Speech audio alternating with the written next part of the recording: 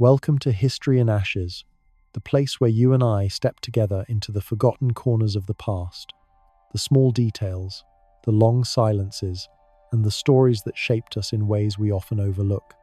Tonight, we travel far back in time, to an age before written words, before cities, before kingdoms. It is a story about cousins, two kinds of human beings who once shared the same world, breathed the same air, and looked out at the same horizon. One of those cousins is you and me, the other, the Neanderthals, who are long gone. Here is something to consider. The Neanderthals were not the grunting, brutish caricatures you may have seen in old illustrations. They were intelligent, resilient people who thrived in Ice Age Europe for nearly 300,000 years. And here is the shocking truth. Neanderthals buried their dead, cared for their sick, decorated themselves with shells and pigments, and even painted caves tens of thousands of years ago, long before the first known artworks of Homo sapiens appeared on European walls. Another fact, when scientists study their DNA, they find that Neanderthals and modern humans shared as much as 99.7% of their genetic code.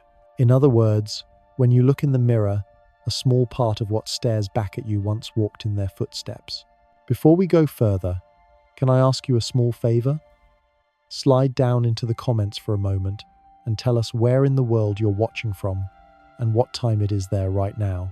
Imagine explaining that to a Neanderthal that you are watching history unfold on a glowing box while tracking the exact hour with machines they never imagined. And while you're down there, why not subscribe to History in Ashes? After all, subscribing is easier than trying to keep a fire alive during a snowstorm in the Ice Age. At least here, you won't end up covered in soot. Now, let's begin. The story of Neanderthals begins long before we arrived in Europe. Picture the continent, not as it looks today, but wrapped in cold. Vast glaciers stretched across the north, their edges carving out valleys and grinding down stone. Forests pressed against the icy borders, thick with pines, birches, and oaks. The air was sharp, each breath cold enough to sting. Herds of giant animals roamed the open spaces, woolly rhinoceroses, massive bison, mammoths with their curling tusks. This was a world of survival, and it was the Neanderthals who mastered it. Their bodies were shaped by this place. Stocky and muscular, they had barrel-shaped chests and thick bones. Archaeologists who have studied their skeletons describe strength that seems almost beyond our own. A Neanderthal's grip could likely crush bone, and their arms and legs carried the power to throw heavy spears with deadly force. But don't mistake that strength for savagery. They were not creatures driven only by instinct. Their tools, their shelters, their hearths, and even their art show a people who thought, imagined, and cared. In caves scattered across Spain and France, researchers have uncovered traces of pigment, sometimes spread across stone in deliberate marks. In other places, shells with tiny holes drilled into them suggest jewelry, decoration worn close to the body. One site in Iraq, Shanidar Cave, revealed something even more haunting: pollen grains clinging to the soil around the skeleton of a Neanderthal, suggesting flowers had been placed with the dead. These gestures, painting, adorning, remembering, belonged to a people who had meaning in their lives, who reached for something beyond the next meal or the next hunt. For hundreds of thousands of years, Neanderthals thrived across Europe and Western Asia. They knew the migrations of herds, the paths through forests, the caves that offered warmth and safety.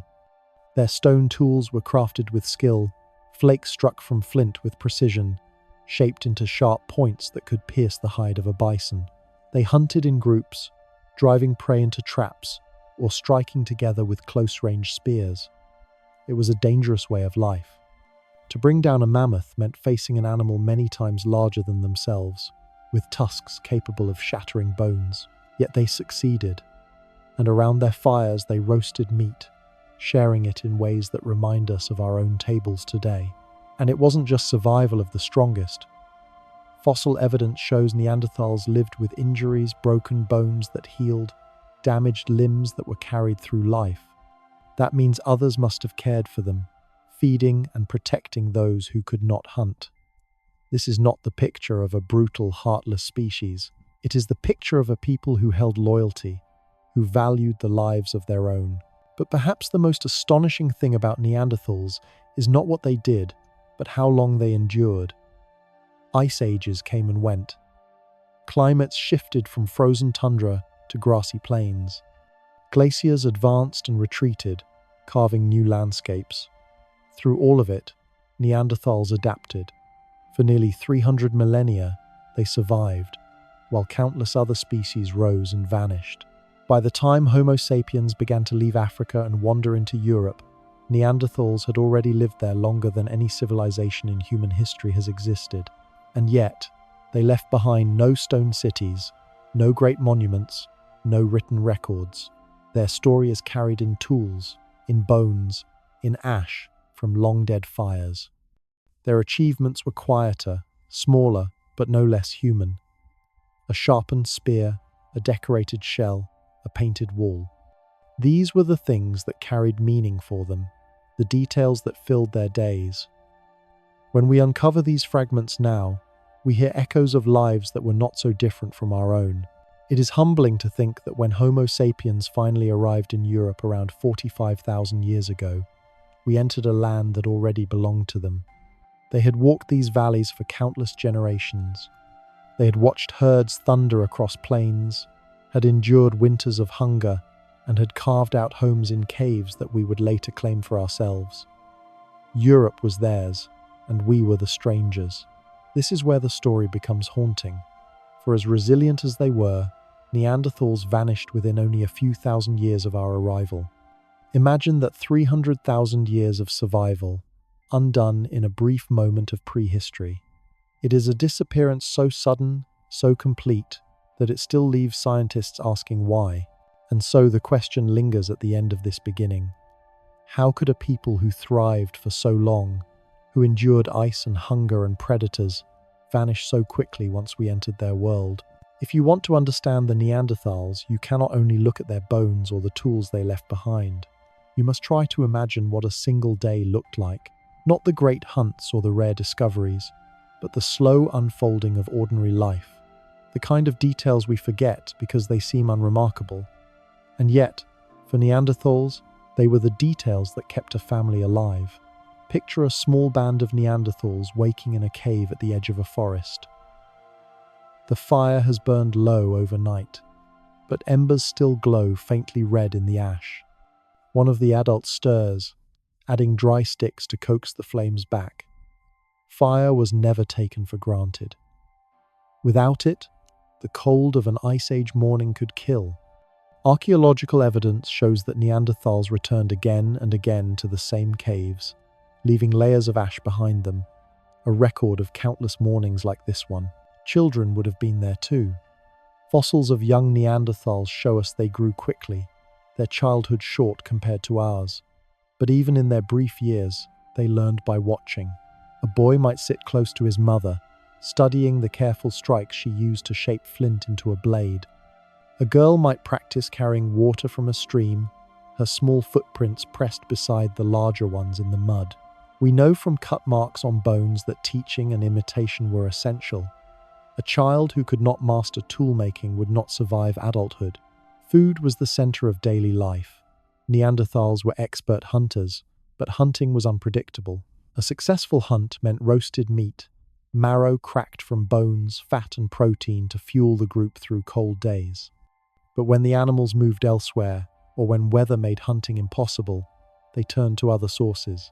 Archaeological sites reveal traces of nuts, seeds, tubers, and even cooked vegetables in their diets. In some places, scientists have found microscopic plant residues stuck to their teeth, proof that their meals were more varied than once believed. Still, meat was the core. Imagine a hunt, a group of men and women tracking reindeer across a snowy plain. Their spears were heavy, wooden shafts tipped with sharp stone points. These weapons did not fly far. To use them, you had to come close, dangerously close. That meant courage, but also cooperation. Neanderthals hunted in groups, communicating through gestures, sounds, and perhaps even words. Some anthropologists believe their language was not as complex as ours. but evidence from the shape of their throats and the size of their brains suggests they could produce a wide range of sounds. Whether or not they told stories, they certainly shared signals enough to coordinate hunts that required timing and trust. When the hunt was successful, life changed for a few days. Fires burned brighter, bellies filled, bones were cracked to reach the fat inside. The cave would smell of smoke and meat, and laughter or chatter may have filled the air. These were the good times, but every Neanderthal family knew hunger was never far away. Winters were long, and survival meant stretching each piece of food as far as it could go. It was not only about food, though. Shelter mattered. Neanderthals did not build permanent houses, but they made temporary structures from wood, hides, and bones. Some groups favored caves, which offered protection from wind and predators. Others set up camps in open spaces, using animal skins stretched over wooden frames to block the cold. These places were not permanent villages, but they carried meaning. Archaeologists find hearths carefully arranged, stones placed in patterns that suggest order, not chaos. Each camp was a home, however brief its life. The family itself was the core unit. We cannot know their bonds exactly, but the evidence of healed injuries tells us they cared for one another. A Neanderthal with a badly broken leg once lived for years after his accident, something impossible without support. Another with damaged eyesight survived into old age, perhaps guided and fed by younger members of the group. These small, ordinary acts of care reveal more about Neanderthal life than any spear point. They tell us that loyalty and love were as much a part of their survival as muscle and bone. And then there was memory. Neanderthals lived in small groups, perhaps 20 to 30 people at most. Knowledge was carried not in books but in habits, in repeated actions passed from one generation to the next. How to strike flint to make a blade, how to follow the migration paths of herds, how to find water beneath frozen ground. These lessons were embedded in daily life, taught not with lectures but with demonstration and imitation. It is here that we see the fragile strength of their existence. So much depended on memory, on the ability of one generation to pass its knowledge to the next. Lose too many adults to sickness or violence, and the group's survival knowledge could vanish. In this way, the ordinary became extraordinary. A single forgotten technique could mean hunger. A single overlooked shelter could mean death in a storm. The Neanderthal world was stitched together by small details, details that mattered in ways we struggle to imagine today. And what about art? What about meaning? While daily life was filled with survival tasks, traces suggest Neanderthals also made room for expression. Red ochre pigments appear in some caves, perhaps smeared on walls or on skin. Shell beads, perforated with holes, suggest decoration. Even a scratch carved into a bone carries meaning when food is scarce and time is precious. These were not necessities. They were something more.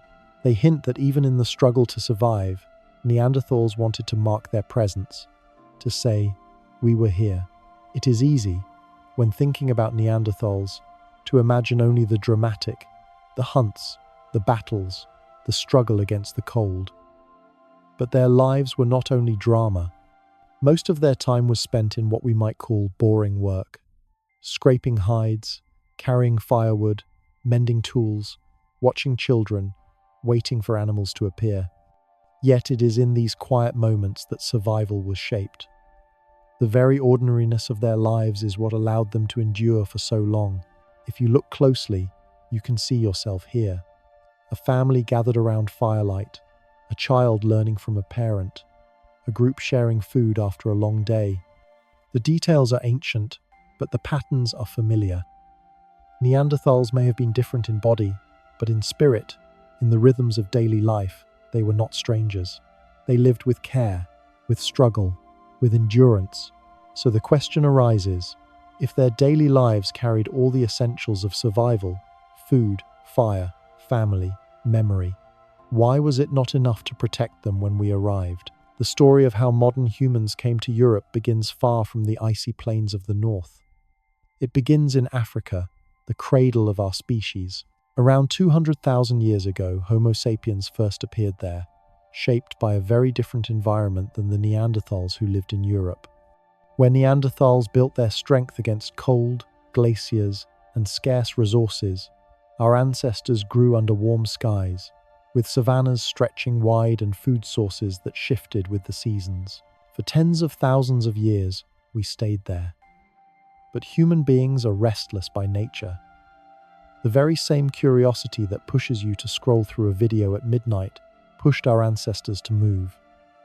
Rivers dried, herds shifted, climate changed, groups of humans began to wander, not in grand migrations with banners and drums, but in small steps, a family leaving a valley, a band of hunters following animals a little farther than before, a group seeking water during a drought.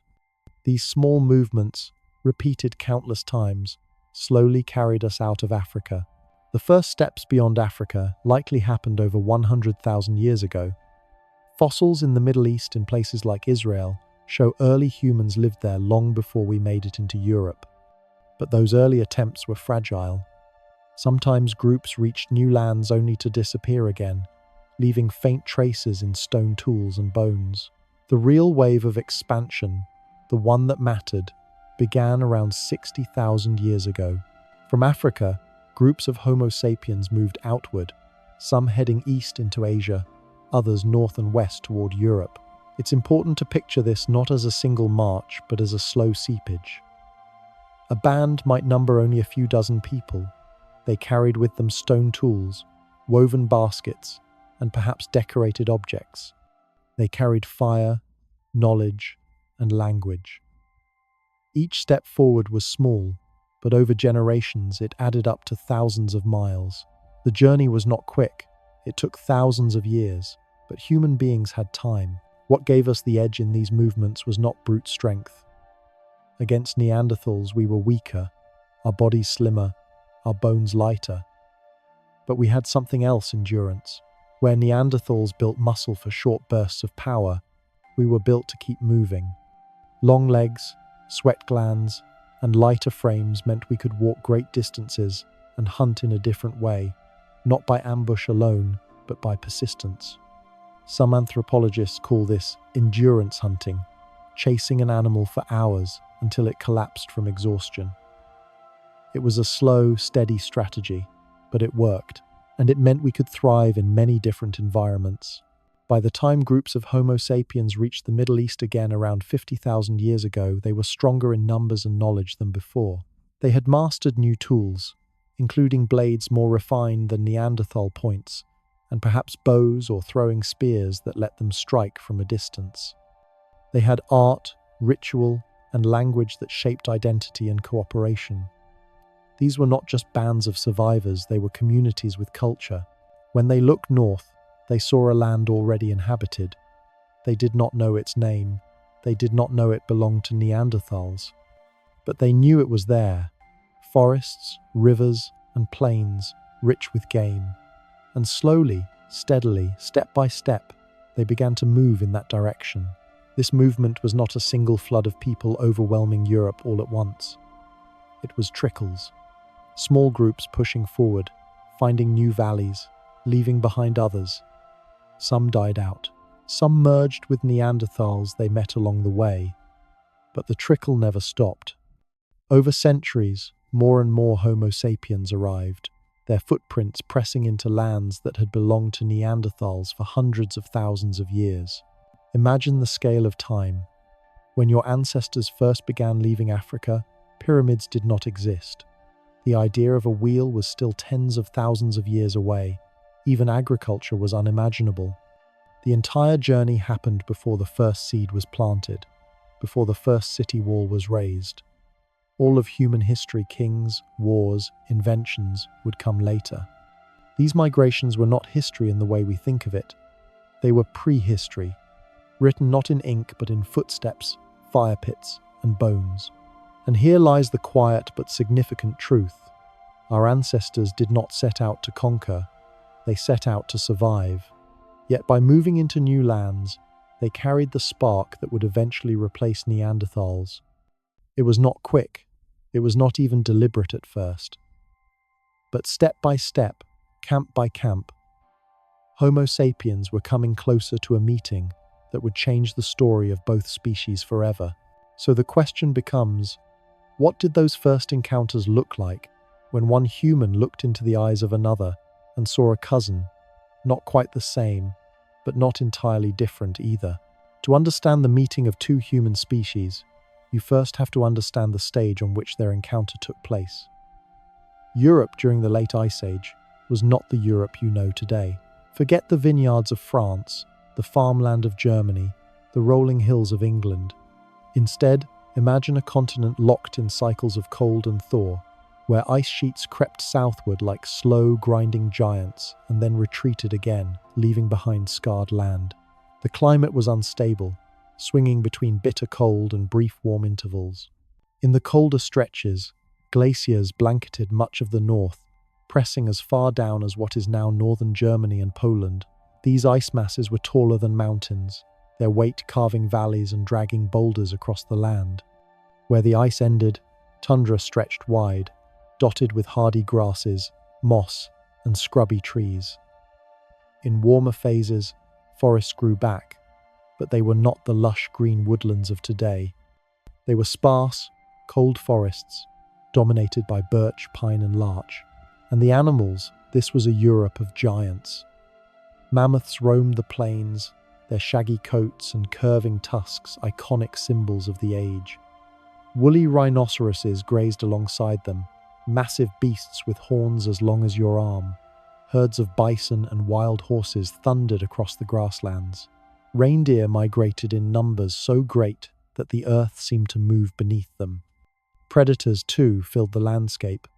Cave lions larger than modern lions, hyenas with powerful jaws, and bears that dwarfed even the biggest grizzlies alive today. For both Neanderthals and Homo sapiens, these animals were not just scenery. They were life itself: food, clothing, shelter, even tools. Bones became needles, tusks became carvings, hides became warmth against the cold. Every hunt was a gamble, every animal a test of survival. Bring one down, and a group could live well for days. Fail, and hunger gnawed at the edges of campfires. The seasons were cruel. Winters were long, and snow covered the land for months. In this world, fire was as important as food. Archaeological digs show layers of ash in caves where Neanderthals returned again and again, year after year, to the same hearths. For Homo sapiens arriving from Africa and the Middle East, learning to master fire in this frozen land was not optional. It was the difference between life and death.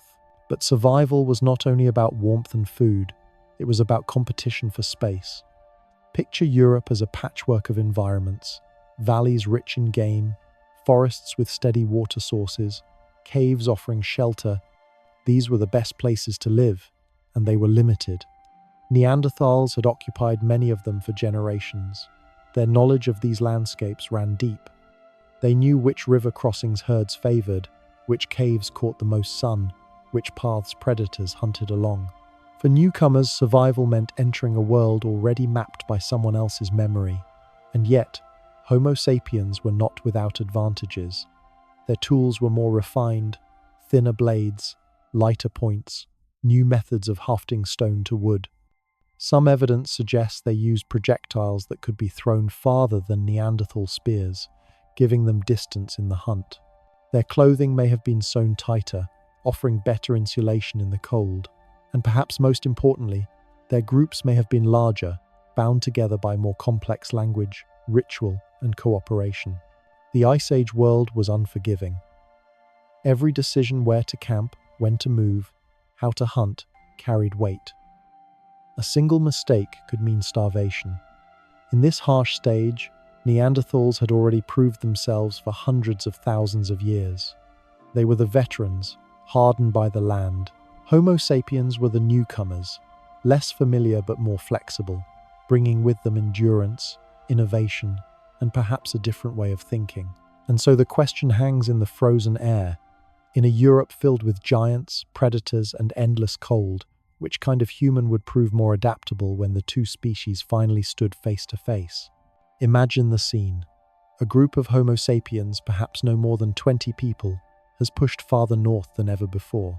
They have followed herds across grasslands, their fires burning each night in new places.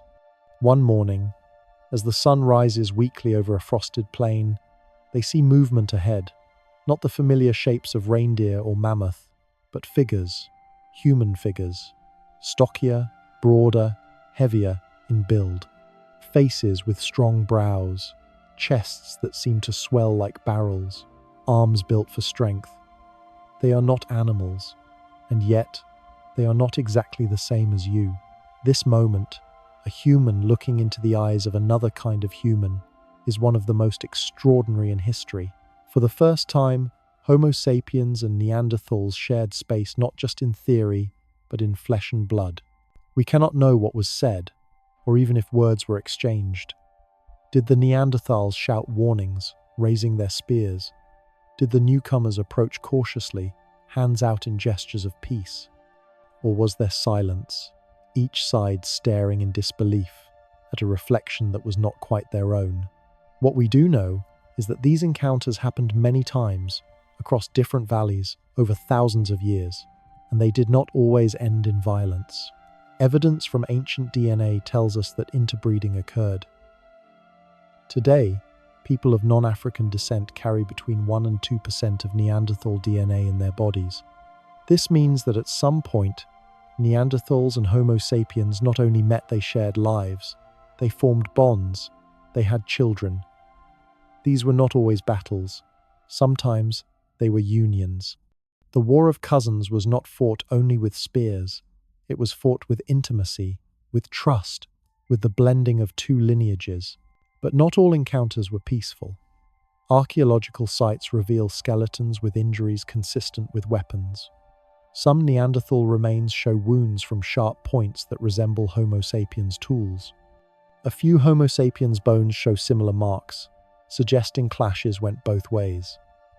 Imagine two groups stumbling upon the same cave, both needing shelter, both unwilling to yield. In a world of scarce resources, sharing was not always possible. Sometimes the meeting of cousins meant cooperation. Other times it meant blood. It's important to remember, though, that most encounters were probably mundane. Perhaps two groups crossed paths on a riverbank, eyeing each other warily before drifting apart.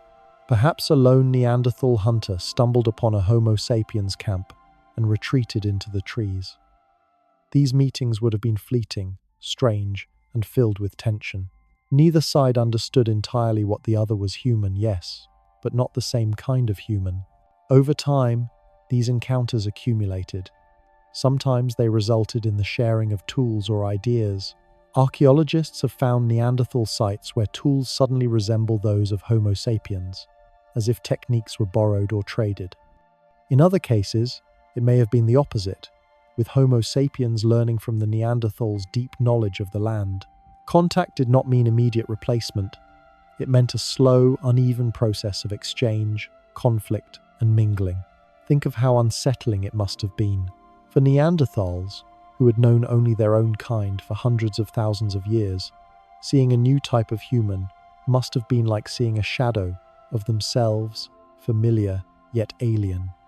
For Homo sapiens, meeting Neanderthals meant facing a rival who was not weaker, not dumber, but strong, skilled, and deeply rooted in the land. Neither side could have known that within a few thousand years, only one of them would remain. And here lies the mystery. If Neanderthals and Homo sapiens could live together, hunt together, and even raise children together, why did one disappear while the other spread across the globe? Was it competition, violence, disease, or simply numbers?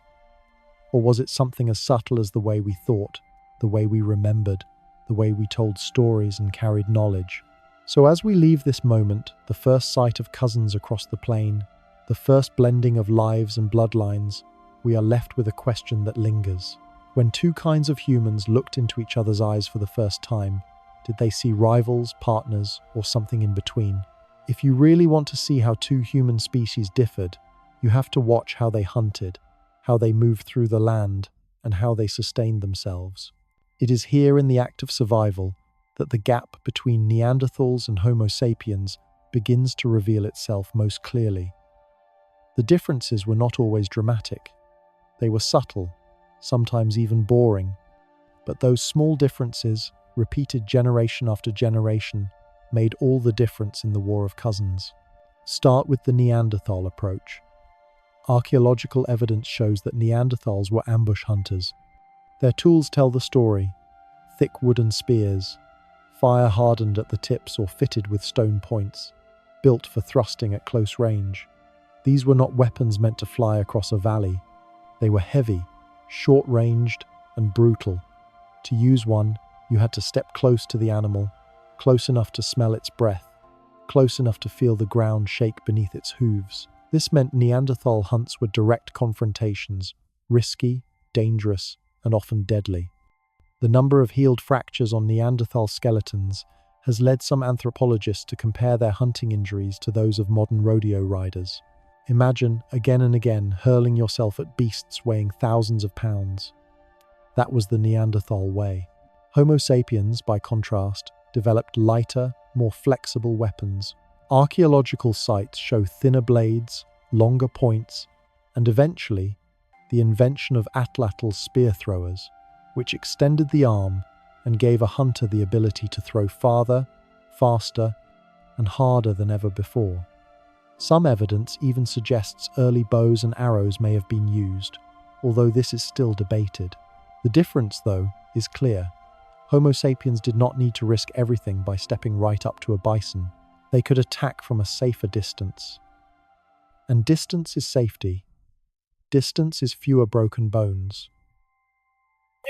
Distance is more survivors who live to hunt another day. The methods extended beyond weapons. Neanderthals focused heavily on large game. Their camps are littered with the bones of mammoths, woolly rhinoceroses, and bison. This made sense. A single successful hunt could feed a band for days, but it was also risky. Large animals are harder to catch, harder to kill, and migrations meant they were not always present. When herds moved on, Neanderthals sometimes starved. Homo sapiens, meanwhile, spread their diet more widely. Alongside big game, they hunted smaller animals, rabbits, birds, fish, and gathered plants, seeds, and roots. They used grinding stones to process grains and roasted tubers dug from the soil. This broader diet acted as insurance. If the mammoths moved away, they still had food. And this is where you begin to see the quiet strength of Homo sapiens: flexibility. Neanderthals excelled in their environment. They were specialists, perfectly tuned for Ice Age Europe. Their bodies, their tools, their strategies, all were built for direct, physical confrontation with the beasts of the north. But specialists are vulnerable. Change the rules, change the climate, shift the food sources, and suddenly, specialization becomes a weakness. Homo sapiens, by contrast, were generalists. They could survive in grasslands, forests, deserts, or tundra. Their diet was varied, their tools more adaptable, their strategies more forgiving. When the environment changed, they changed with it. Consider endurance hunting. Anthropologists studying the physiology of Homo sapiens note that our lighter builds, sweat glands, and long legs made us exceptional at one thing: running for a long, long time. Not sprinting, but persistence. Imagine a group of hunters spotting an antelope. They chase it, not for minutes, but for hours. The animal, unable to cool itself as efficiently, overheats and collapses. The hunters, sweating freely, keep going until they bring it down with a spear. It is not a glamorous strategy. It is slow, even boring. But it works. And it meant Homo sapiens had another way to secure food when ambush hunts failed. Neanderthals did not seem to use this method. Their shorter, stockier builds were not suited for long chases. They were built for bursts of power, not endurance. And so again, we see two survival philosophies, one of power and precision, the other of patience and persistence. Both worked, but in the long run, patience has a way of outlasting power. But survival is not only about the hunt, it is also about how you share what you catch. In Neanderthal groups, Food was likely shared within small family units. Evidence from hearths and bone distribution suggests close kin ties structured who got what. Homo sapiens, on the other hand, seem to have formed larger, more interconnected groups. Some anthropologists argue that food-sharing networks extended beyond immediate family, creating webs of obligation and support that tied multiple bands together. This meant that if one group's hunt failed, another might share. That kind of cooperation created resilience, not just individual survival, but group survival on a larger scale. Clothing and shelter also reveal differences. Neanderthals wore animal hides. No doubt scraps of worked leather have been found at their sites. But Homo sapiens seem to have sewn garments more carefully, perhaps using bone needles to stitch furs into fitted clothing. This offered better insulation, crucial in freezing winters. Likewise, while both species used caves, Homo sapiens built more elaborate temporary shelters out of bones, wood, and hides. One famous site in Ukraine shows mammoth bone houses, circular structures that could withstand harsh winds. These small details, tighter clothing, sturdier shelters, may have given Homo sapiens just enough of an edge when the climate shifted colder. Yet for all these differences, it would be a mistake to paint Neanderthals as primitive and Homo sapiens as automatically superior. Neanderthals survived successfully in Europe for hundreds of thousands of years before we arrived. Their strategies worked, their strength was legendary, their knowledge of their land was profound. The problem was not that they were weak or stupid. The problem was that the rules changed, and we were just a little better at bending with those changes. Think of it this way. Imagine two runners in a long, grueling race. One is powerful, sprinting ahead at the start, dominating the early miles. The other is slower, steady, conserving energy. For a long time, the powerful runner looks unbeatable. But as the miles drag on, the steady runner keeps moving, and the sprinter tires. By the end, the one who adapts, who paces, who adjusts to the conditions, is the one still standing. That, in essence, was the difference between Neanderthals and Homo sapiens. And this leads us to a haunting question. Was the extinction of Neanderthals inevitable, written into the very differences in how they hunted and lived, or was it simply chance, a roll of the dice in the great lottery of survival? When archaeologists sift through bones and stone tools, they cannot find words. Speech does not fossilize. The sound of a Neanderthal mother calling to her child or a hunter warning of danger has vanished into silence. And yet, from the shape of skulls, the anatomy of throats, and the traces of symbolic behavior, we can begin to ask, did Neanderthals speak as we do? Or did Homo sapiens possess a unique power that tilted the war of cousins forever in their favor? The first thing to understand is that both species were capable of communication. Neanderthals had the hyoid bone, a small bone in the throat that supports the muscles of speech shaped much like ours. Their brains were large, even slightly larger on average than ours. There is every reason to think they could produce a wide range of sounds, but sound is only one part of language. The other is structure, the ability to combine words into complex sentences, to tell not only what is happening now but what happened yesterday, or what might happen tomorrow. Here, the differences may have mattered most.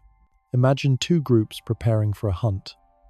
The Neanderthal band can coordinate in the moment. They point, they shout, they gesture. They can communicate now or there or come. This is enough to drive a herd toward an ambush. But Homo sapiens can go further. They can sit by a fire the night before and tell a story. Tomorrow, when the sun rises, we will wait by the river. If the wind comes from the east, we will drive the animals westward. If it rains, we will try again the next day. That ability to plan with conditional thoughts to build entire strategies out of imagined futures is language in its richest form. And language is strategy. But language is not just about hunting, it is about memory. Homo sapiens used words to store knowledge outside of the brain. Imagine a child sitting by a fire, listening to a grandmother describe the time the river froze so thick that mammoths crossed. That child grows up carrying knowledge of a season he never experienced.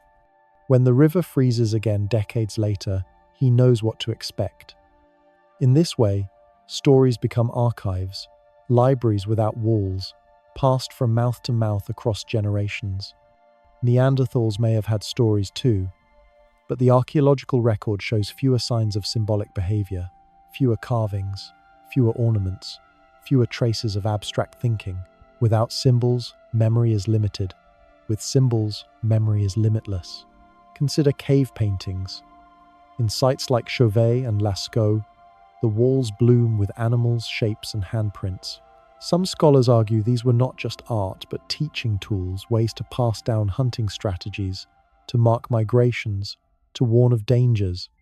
Neanderthals left behind some paintings too, in caves in Spain, but far fewer and less elaborate. The difference may lie in the degree of abstraction. Homo sapiens embrace symbols fully. A mark on a wall could stand for something else: a bison, a season, a spirit. This leap, the leap of imagination, is at the heart of storytelling. And storytelling has power. A group united by a story can believe in things that are not physically present. Spirits in the forest, ancestors watching from the sky, a future camp by a river they have not yet seen. These shared beliefs make cooperation stronger. Two strangers from different bands can meet and trust one another if they share the same myth. This is what some anthropologists call fictive kinship bonds, built not only from blood, but from belief.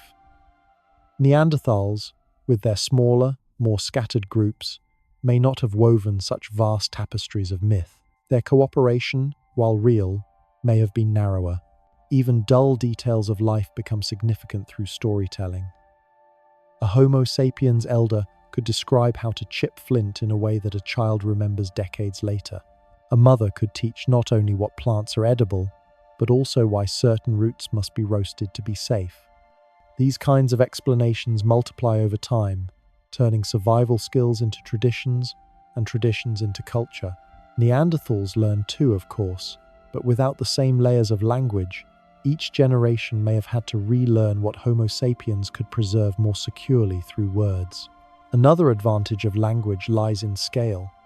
Neanderthal groups rarely numbered more than 20 or 30 individuals. Homo sapiens bands could link into networks of hundreds. How do you hold together hundreds of people without tearing apart in conflict? Through shared stories, shared rules, shared myths. The words themselves became glue, binding strangers into a people. Once bound, larger groups could outcompete smaller ones for territory, for food, for safety. But perhaps the most haunting part of this difference is the emotional world it created. Language allowed Homo sapiens to tell not only what is useful, but what is beautiful, what is tragic, what is sacred. Around the fire, people could share not only food but grief. They could comfort one another with words, pass down songs that connected generations, create a sense of belonging that reached beyond immediate family. This emotional fabric strengthens resilience. When times grew hard, the story of survival itself kept people together. For Neanderthals, silence may have been their enemy. Not absolute silence, for they surely spoke, but a narrower silence, a world where fewer words meant fewer bridges, fewer stored memories, fewer imagined futures. They had strength, skill, courage, and intelligence. But perhaps they did not have as many stories. And in the long run, the species with more stories may have been the species that survived. Of course, this is not certain. Some researchers argue Neanderthals had language as rich as ours. Others believe the difference was smaller than we once thought. But when we look at the archaeological record, the art, the ornaments, the symbols, the sprawling networks of Homo sapiens, we see a pattern. Words may not fossilize, but their shadows linger in the things they leave behind. So here is the question for you. Was it really stronger muscles and sharper tools that gave Homo sapiens the edge? Or was it something as invisible as breath, as weightless as sound, the telling of stories in the dark, shaping memory, weaving futures, binding strangers together? When you think about extinction, you might imagine a great battle, one species rising with spears against another. But more often, extinction comes quietly. It arrives in empty stomachs, in lean winters, in the quiet death of children who cannot find enough to eat. The war of cousins between Neanderthals and Homo sapiens may have been fought less with weapons than with hunger, less in battlefields than in kitchens of stone and fire.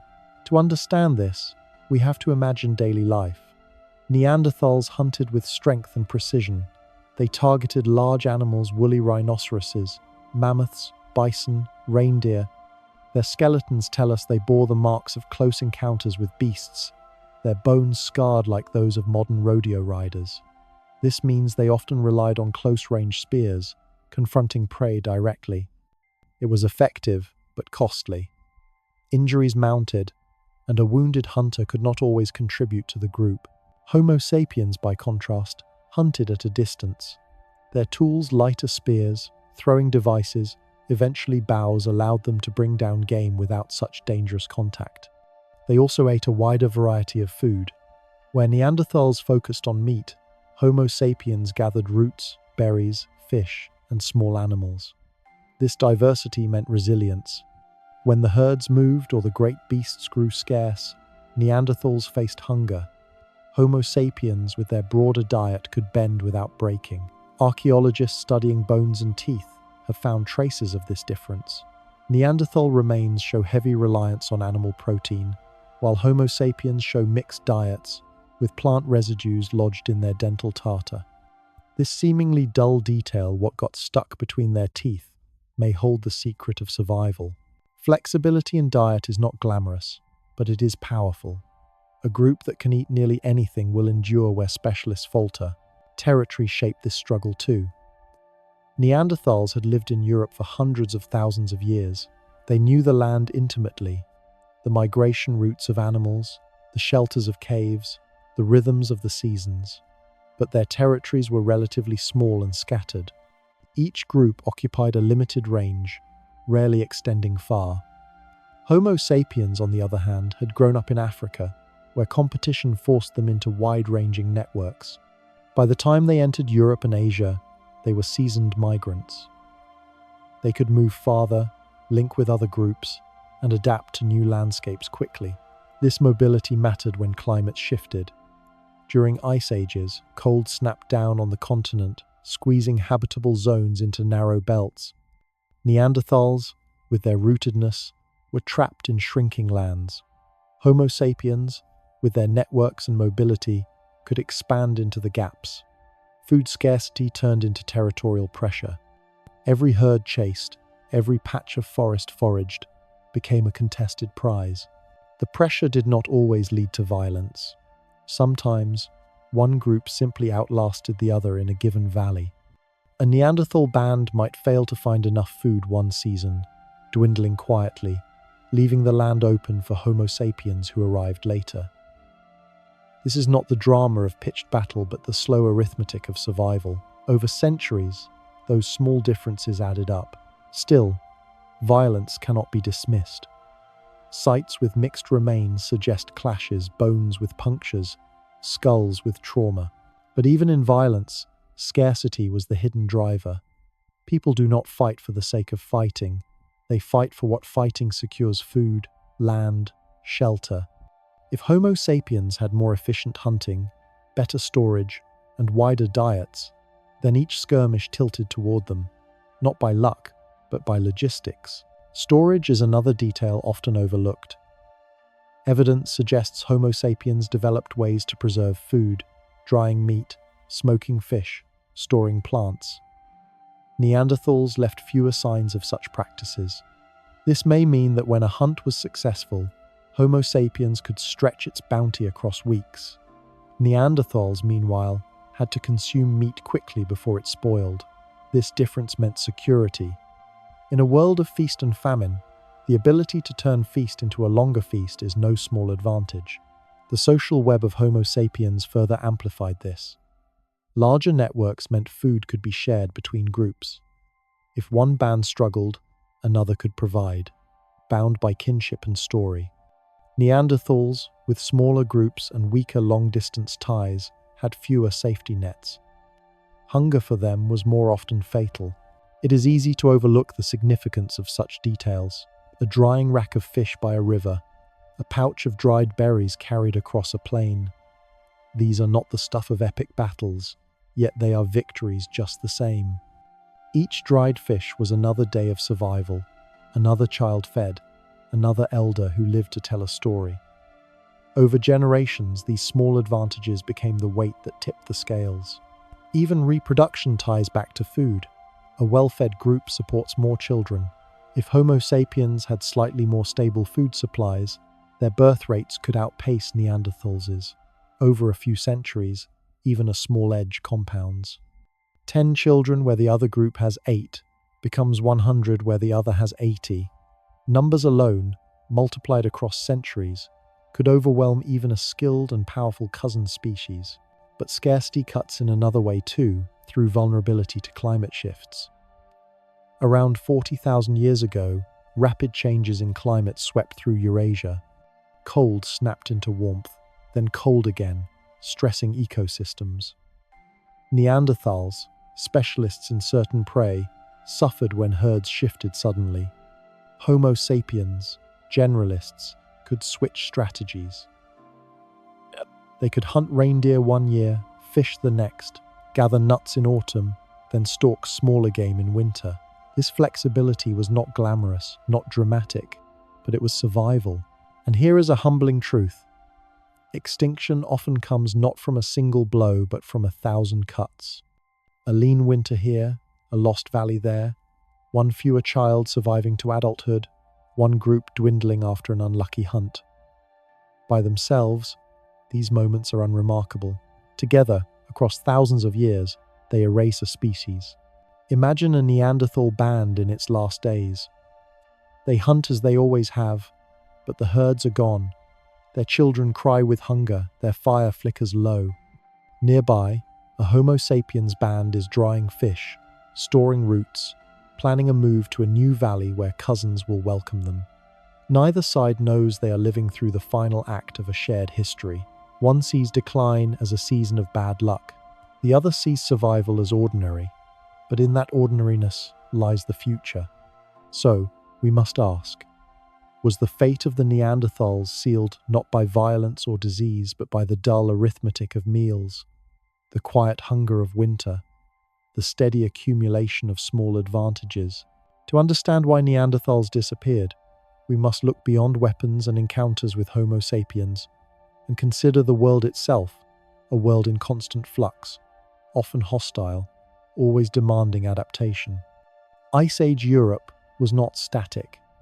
Glaciers surged and retreated, rivers swelled and dried, forests advanced and withdrew. These shifts created environments that were both familiar and alien, places that could nurture life one decade and starve it the next. For Neanderthals, whose survival strategies were finely tuned to certain conditions, climate changes were a silent, relentless adversary. Picture the continent 35,000 years ago. Vast ice sheets still dominated the north, their edges grinding down hills and mountains. South of the ice, tundra stretched for hundreds of miles, punctuated by birch groves, scattered pine, and frozen wetlands. Rivers carved paths through this landscape, swelling with glacial meltwater in spring and shrinking to shallow trickles in winter. It was beautiful, if deadly, a world where temperature could drop 20 degrees overnight, where snowstorms could bury a hunting party within hours. Neanderthals were experts at navigating these landscapes.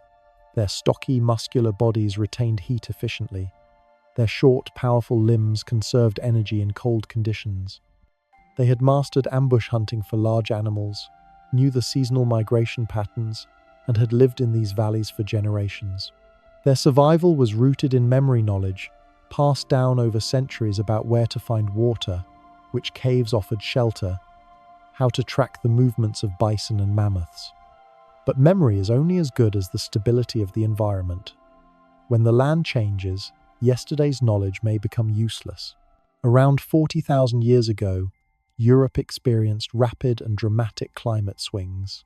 A period of relative warmth could last only a few decades before plunging the continent back into cold. Trees would sprout and then wither.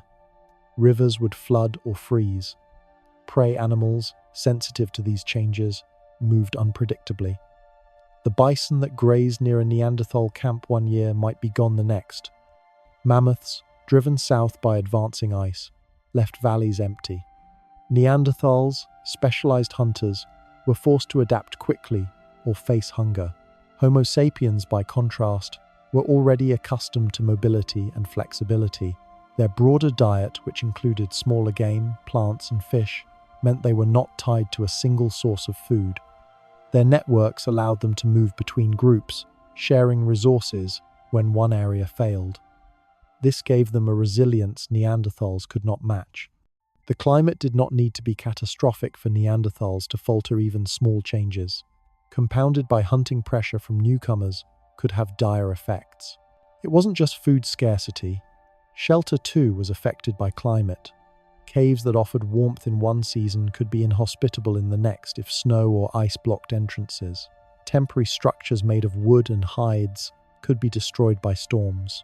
Evidence from northern sites shows layers of ash alternating with wind-blown silt, indicating repeated movements of groups as they sought livable locations.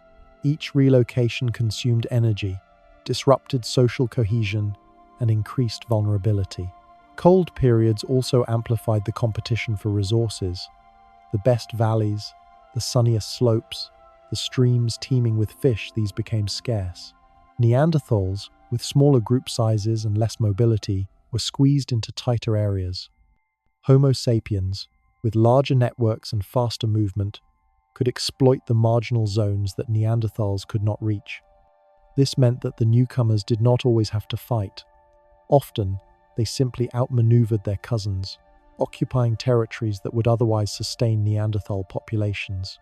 And then there were the microclimates, small shifts that are easy to miss, but deadly in their cumulative effect. A mild winter could lead to a surge in predators or a sudden scarcity of certain plants.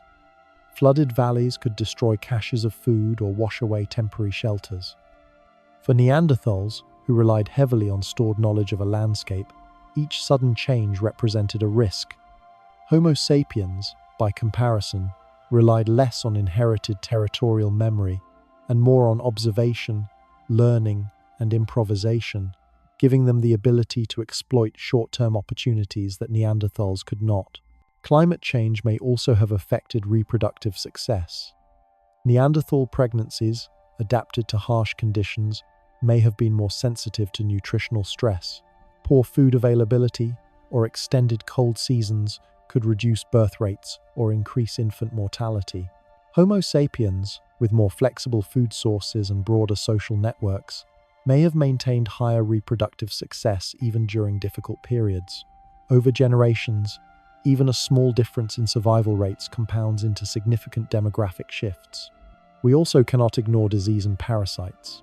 Changing climates alter ecosystems, shifting the range of pathogens. A Neanderthal population stressed by cold, hunger, and social fragmentation would be especially vulnerable to illness. Homo sapiens, moving more widely and maintaining larger, connected groups, could better absorb these impacts. Even diseases that seem minor could play a role in tipping the scales over millennia. Finally, climate shapes cognition and culture in subtle ways.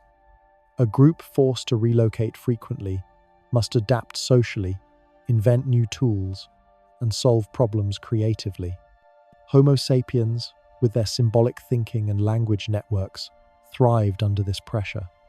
Neanderthals, experts in stability and direct survival, may have struggled to innovate at the pace that rapid environmental change demanded. The Ice Age, in this sense, was not just a backdrop. It was a participant in the story, shaping the fates of species through relentless, indifferent pressure. And so, we see the pattern emerge. Extinction was not the result of a single disaster, a single battle, or a single disease. It was the accumulation of pressures, cold winters, shrinking prey, shifting rivers, competition from a newcomer, small reproductive disadvantages, and occasional illness. Each factor alone may not have mattered. Together, over centuries, they formed a chain that Neanderthals could not break. The haunting question remains: Could Neanderthals have survived if the climate had been stable, if Homo sapiens had not arrived, if resources had been plentiful? Or was their disappearance an inevitable consequence of living in a world defined by change, where flexibility, communication, and adaptability would ultimately outweigh brute strength and memory of the past? To understand how Neanderthals disappeared, we must move from speculation to the evidence left behind in the bones, teeth, and campsites scattered across Europe and Western Asia. Fossils tell a story of a species already under pressure long before the arrival of Homo sapiens. Unlike dramatic movies that depict sudden battles or catastrophic events, the Neanderthal decline was slow, subtle, and cumulative. A story written in centuries of scarcity, struggle, and dwindling numbers. Consider the distribution of Neanderthal fossils. Sites in Spain, France, Germany, and the Levant show a gradual thinning of populations over time. Early in the late Pleistocene, Neanderthal groups were widespread. Their remains appear across vast distances, suggesting thriving bands occupying suitable territories. But as we approach 40,000 years ago, the record becomes patchier.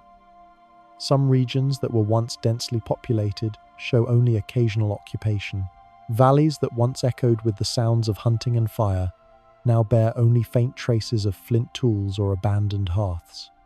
This is the first sign. Neanderthal populations were shrinking, not disappearing overnight, but fading like embers in a dying fire. Population density is crucial to survival.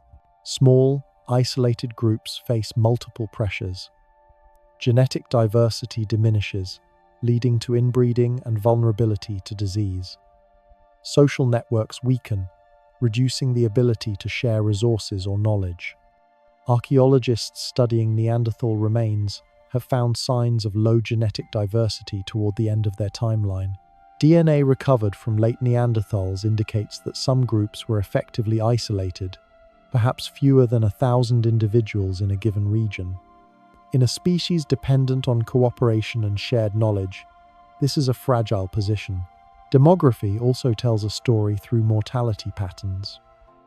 Fossil analysis shows that late Neanderthal populations contained a disproportionate number of older adults and fewer children. In some sites, juvenile remains are scarce, suggesting that infant mortality was high or that fewer children were born. This pattern may reflect nutritional stress, harsh climates, or disease. It may also indicate social strain. Small groups stretched thin by limited resources often produce fewer offspring, a quiet but deadly shift that can tip a population toward extinction. Archaeological layers provide further clues. Hearths, flint tools, and animal bones show signs of reduced activity. Campsites once used repeatedly become abandoned. Hunting patterns shift towards smaller prey, suggesting that large herds were no longer reliably available. These subtle changes reveal the slow erosion of Neanderthal lifeways. They were still skilled hunters, still capable of surviving harsh winters, but their world was changing in ways they could not fully adapt to. Even in their final centuries, Neanderthals displayed ingenuity. Sites such as those in southern Iberia and the Caucasus reveal the use of pigments, simple ornaments, and specialized tools.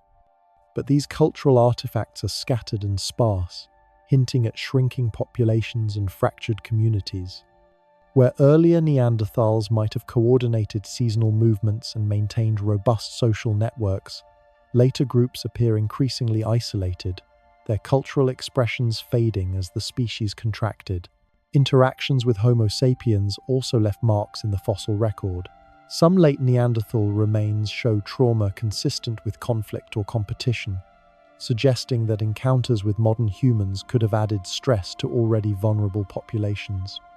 But it was not a single catastrophic event that drove them extinct.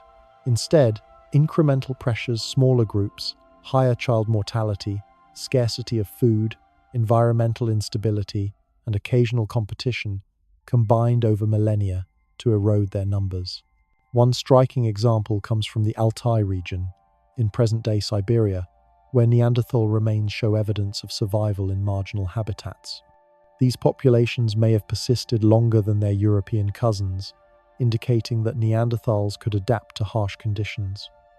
Yet even here, populations remained small and scattered.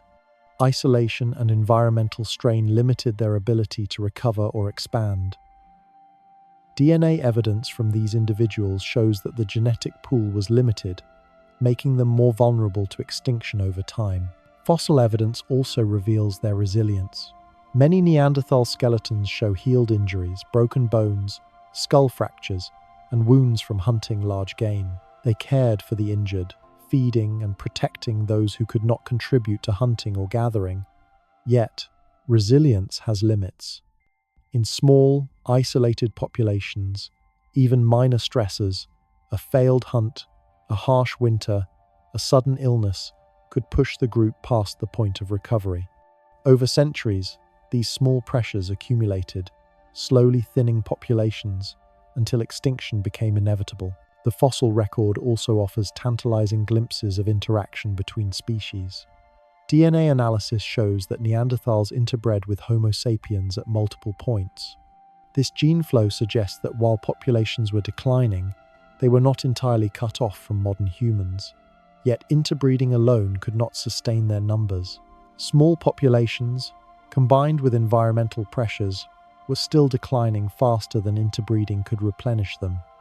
In a sense, their survival was being absorbed into the expanding Homo sapiens gene pool, a quiet merging rather than a violent end. And then there is geography. The last known Neanderthal sites are in southern Europe and Western Asia regions with milder climates, more abundant resources, and more isolated valleys. Northern populations vanished earlier, likely due to harsher conditions and more intense competition. This geographical pattern shows that extinction was not simultaneous but staggered, a gradual retreat from the margins to the refuges that could still support life. Even there, however, their numbers were insufficient to sustain long-term survival. The fossil record, when pieced together, tells a clear but sobering narrative. Extinction was not a single dramatic event.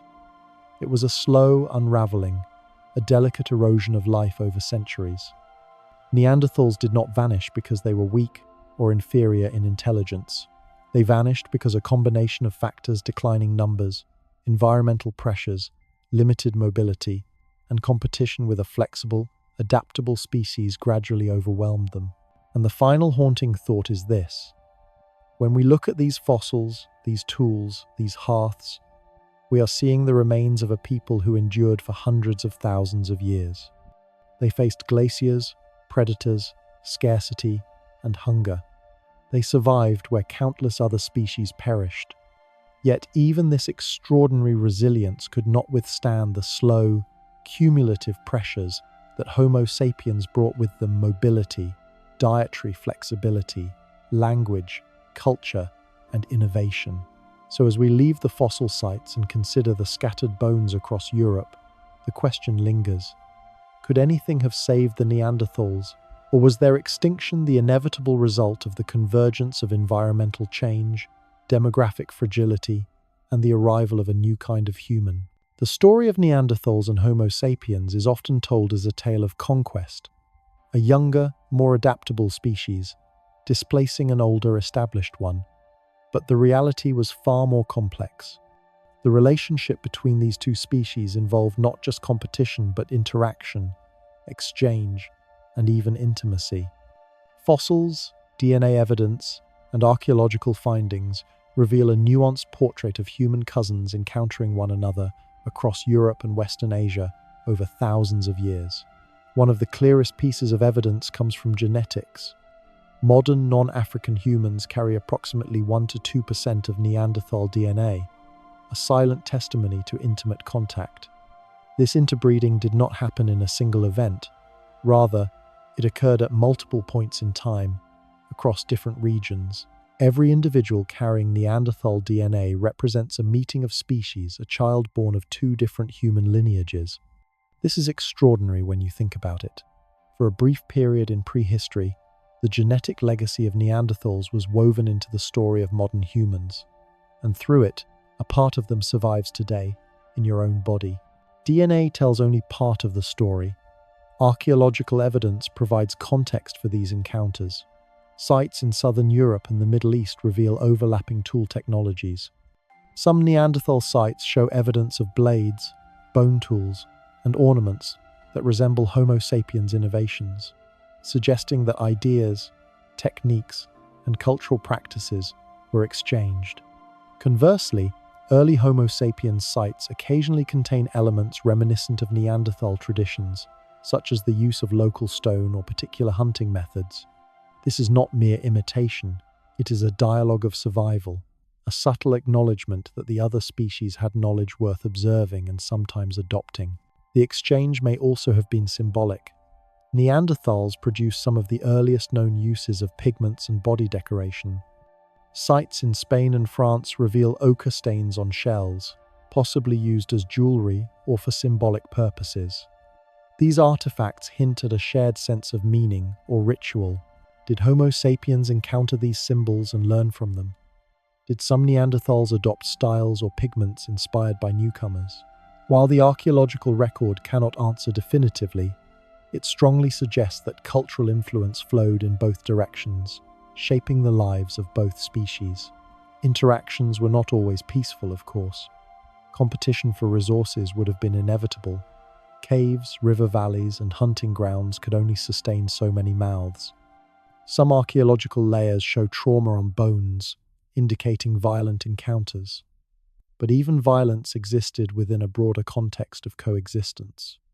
Populations overlapped in both time and space, and evidence of long-term interbreeding implies that conflict did not entirely prevent contact.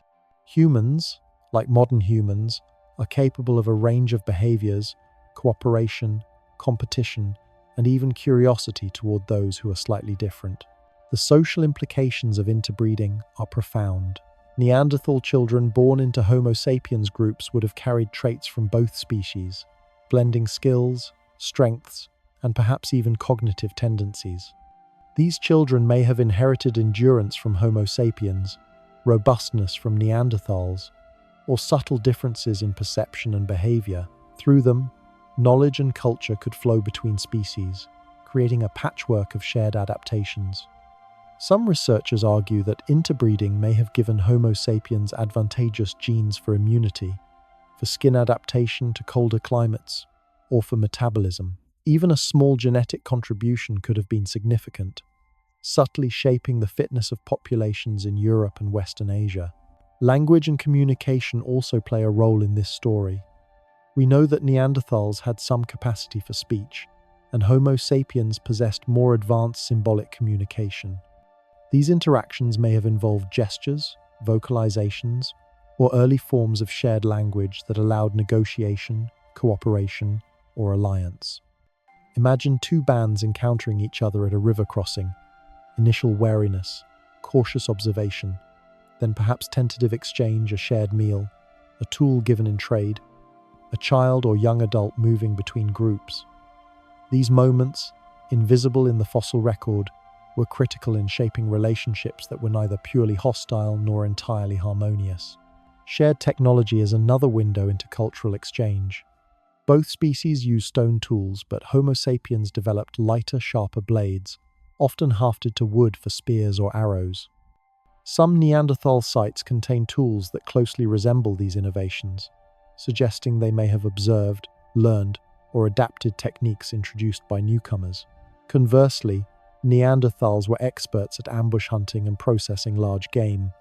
Homo sapiens, entering unfamiliar environments, may have observed these methods and integrated them into their own hunting strategies. Over time, each species could benefit from the other's experience, even as populations remain distinct. The physical proximity of these encounters matters as well. Sites across Europe show Neanderthal and Homo sapiens occupations separated by mere hundreds of meters, sometimes decades apart, sometimes overlapping in time. In some caves, the same hearths may have been used alternately by both species, suggesting that the landscape was a shared stage. These shared spaces were arenas of exchange, observation, and survival, illustrating that extinction was not solely the result of violent displacement, but also of a long, complex interaction. Social and symbolic life likely intertwined as well.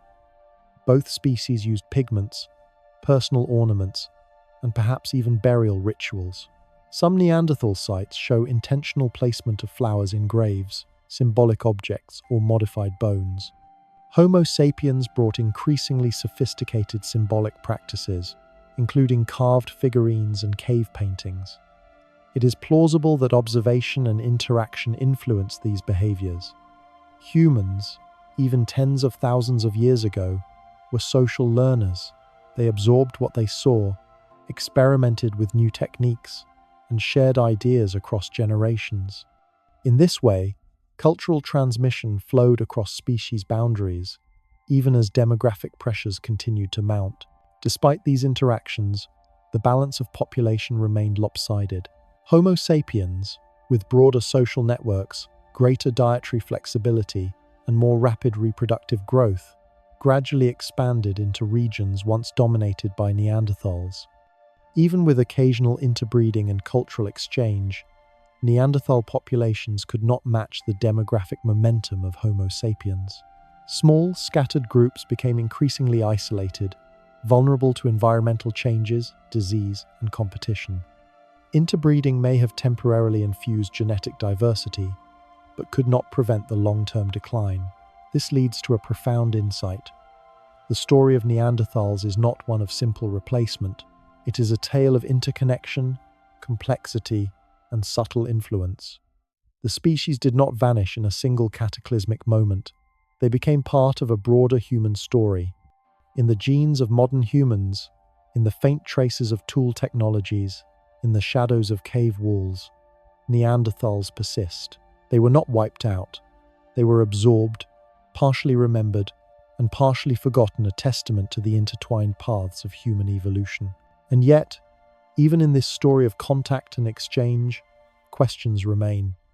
How extensive was cultural borrowing? Did Homo sapiens deliberately seek out Neanderthals as allies or partners, or were encounters largely opportunistic? How much did shared knowledge influence survival outcomes for each species? These questions linger at the edge of evidence, tantalizing and unresolved. So, as we reflect on these thousands of years, we must ask, was extinction a failure of Neanderthal adaptation, or was it the quiet inevitability of being absorbed into a more flexible, expansive network of kin? Were these cousins rivals, teachers, partners, or all three at once? And in considering this complex dance of competition and cooperation, we glimpse the rich tapestry of human prehistory, a story of survival, innovation, and the fragile bonds that connect species across time. When we think about extinction, it is easy to focus on what we can see: weapons, bones, fire, or migration. But much of life and death occurs at a microscopic level, invisible to the eye. Pathogens, parasites, and diseases have shaped human history for millennia, quietly tipping the balance in favor of some populations and against others.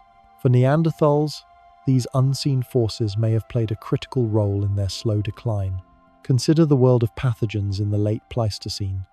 Viruses, bacteria, and parasites were everywhere. They infected animals, humans, and even plants. Hunter-gatherers, living close to their prey and sharing meat, water, and shelters, were constantly exposed.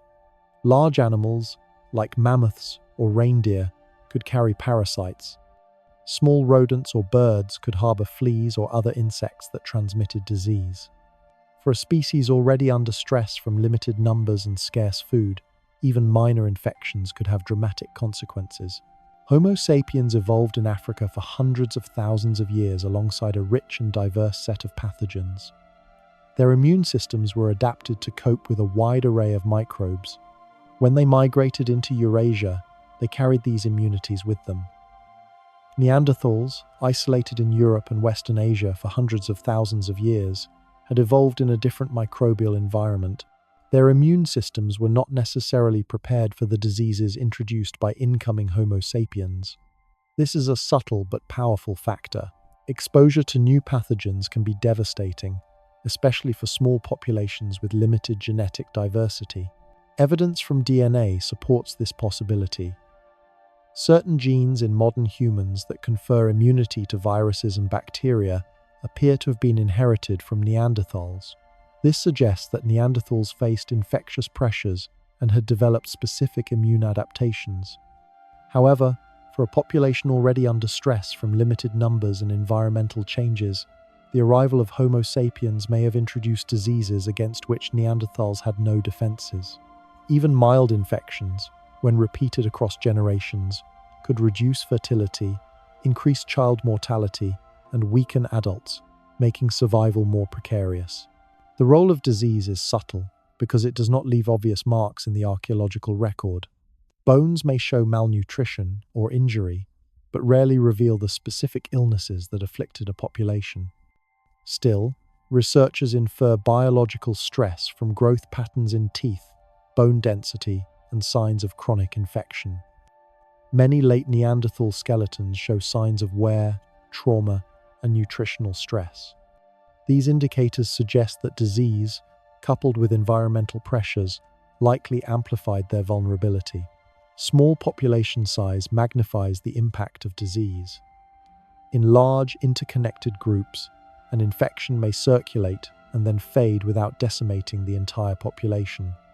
In contrast, small, isolated groups, as many late Neanderthal bands were, are highly vulnerable.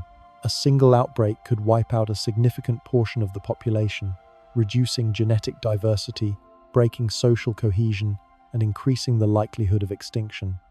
Each generation becomes more fragile, less able to recover from even minor biological shocks. Parasites also play a role in this unseen war. Lice, intestinal worms, and other parasites can sap nutrition and weaken individuals over time.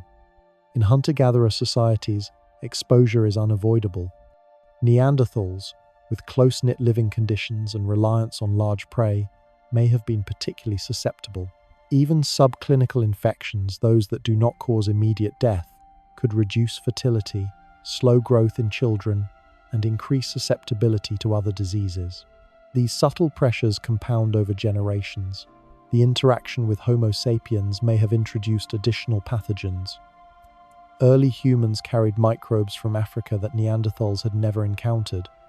Some researchers compare this to the Columbian Exchange many tens of thousands of years later, when diseases from Europe devastated indigenous populations in the Americas. Though the scale was smaller, the principle is the same.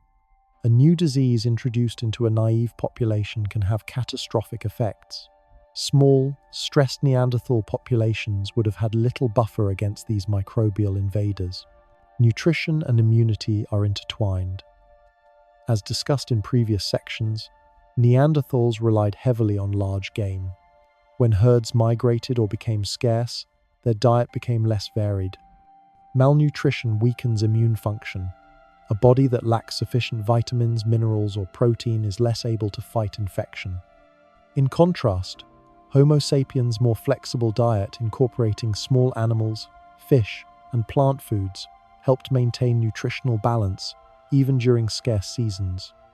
Nutrition may have been an invisible shield against disease, granting Homo sapiens a quiet advantage over their cousins.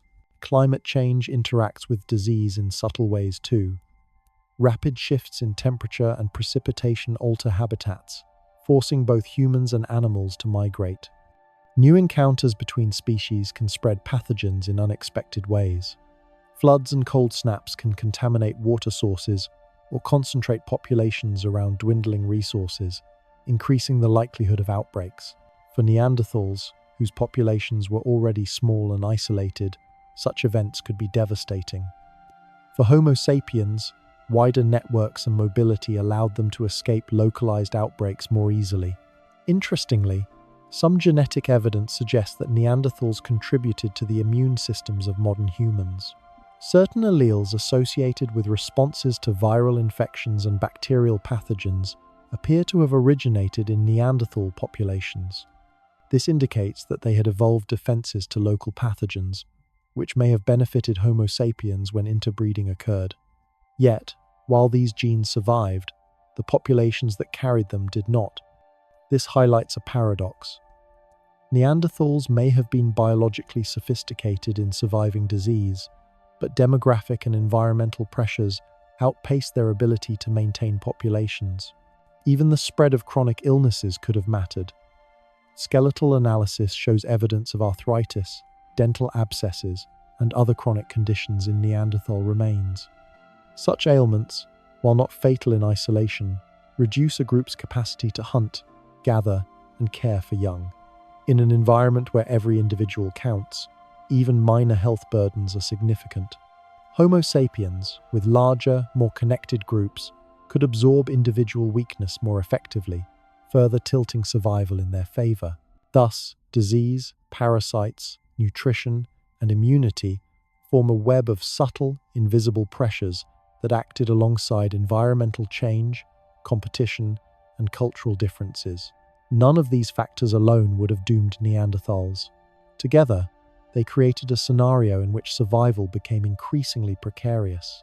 Each generation faced heightened risk, and over time, the cumulative effect eroded populations, weakened social cohesion, and left them vulnerable to other pressures. Finally, consider the role of chance. Diseases do not strike evenly. A small population may survive a severe outbreak or succumb to a relatively minor one, depending on timing and location. In the late Pleistocene, Neanderthal bands were already small and isolated. Luck, in the form of who survived an infection or which valley remained free of disease for a season, could have profound effects. Over centuries, these small variations can drive a species toward extinction, even if they remain invisible to archaeologists. So we are left with a critical reflection.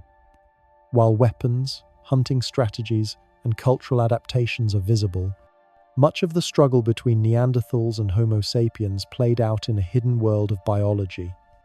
Microbes, parasites, nutritional stress, and immune responses shaped the destiny of populations. In this invisible battlefield, Homo sapiens' broader networks, dietary flexibility, and genetic resilience may have provided the edge that Neanderthals lacked, turning an already challenging environment into an insurmountable series of obstacles. And the unresolved question remains: how much of Neanderthal extinction was determined by these unseen forces, and how much by visible human competition? Could a population otherwise equipped with strength, intelligence, and knowledge have survived if the microbial world had been different? Or was disease the silent executor, tipping the scale for a species already struggling under the weight of environmental change and demographic decline? When you picture survival in the late Pleistocene, strength and courage often come to mind. The bravery of hunters confronting mammoths, the endurance of groups trekking across frozen plains. Yet, beyond sheer physicality, it was innovation, the ability to invent, adapt, and solve problems that increasingly determined which species would thrive. Homo sapiens, arriving in Europe and Western Asia, demonstrated a remarkable capacity for technological and cognitive creativity that may have tipped the balance in the War of Cousins. Neanderthals were skilled toolmakers. The Mousterian tradition, spanning hundreds of thousands of years, produced stone tools perfectly suited for hunting large game, scraping hides, and cutting meat. Their craftsmanship was precise and effective, reflecting deep knowledge of materials and techniques. Yet the repertoire was relatively stable, passed down through generations with minor adjustments. The Neanderthal toolbox worked, but it evolved slowly. Stability has value in survival, but it is less forgiving when the environment shifts rapidly. Homo sapiens, by contrast, arrived with a toolkit that was dynamic, versatile, and increasingly sophisticated. The Aurignacian culture, emerging as they moved into Europe, introduced blades, bone points, and multi-part tools.